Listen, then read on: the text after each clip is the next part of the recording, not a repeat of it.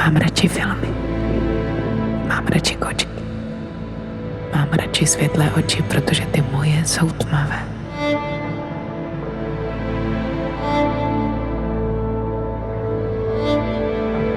Promiňte, co jste říkali, já jsem vám vůbec nerozuměla.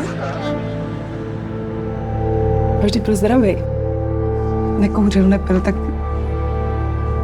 jak to? Chcete mít v novém průkazu stav uvedený? Jenom, že se musíme domluvit na nějakých pravidlech, když to chcete bydlet. Vždyť si to chtěla ty přece.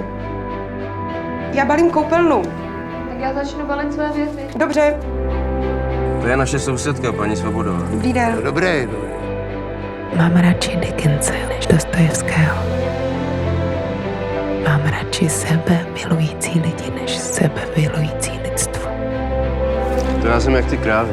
Já musím furt něco žrát. Jeď! Pryč! Jedeš! A ona si tváří tak, že se jí to vůbec nedotklo. Ahoj. Petra, Olga. Mám radši mnoho věcí, které jsem nevyjmenovala. Oproti jiným, taky nevyjmenovaným.